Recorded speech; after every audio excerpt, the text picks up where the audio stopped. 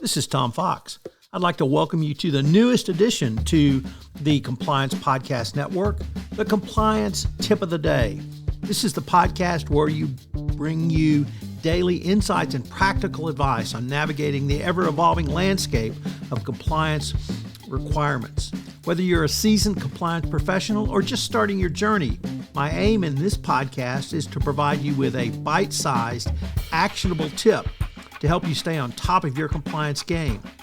Join us as we explore the latest trends from the Department of Justice, share some best practices, demystify complex compliance issues to help keep your organization doing business ethically and in compliance, and at the end of the day, more profitably.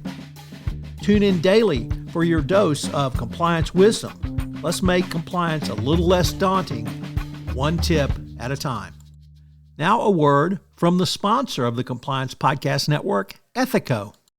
Handling multiple compliance cases can often feel like navigating a complex labyrinth. Ethico introduces simplicity and intelligence into this chaos with our custom workflow automation. By automatically routing cases based on your unique criteria, we turn the maze into a clear path forward.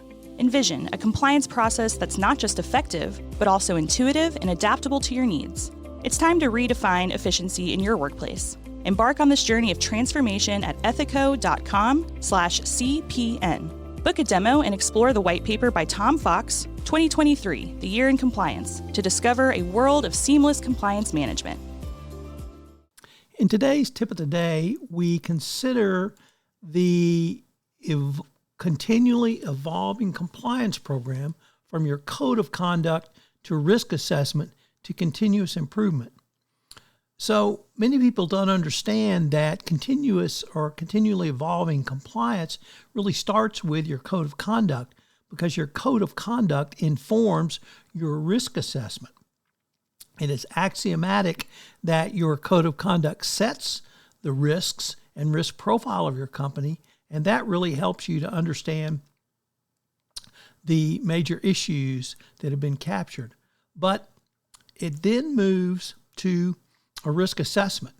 And obviously a risk assessment is something the DOJ says your compliance program should be built around and based around. But a risk assessment also leads to continuous improvement in a compliance program. How does it do so? Well, it starts with having a risk assessment done literally as your risks change. To understand the goal of your risk assessment, try to see the bottom line, which is to understand all of the factors which go into your risk parameters. An independent perspective may be sought or could be sought. From your risk assessment, you actually then move to continuous improvement. And you do that through training and then monitoring of your compliance program results of your training, which is based on your risk management strategy, which is based on your risk assessment, which the parameters of which were set by your code of conduct.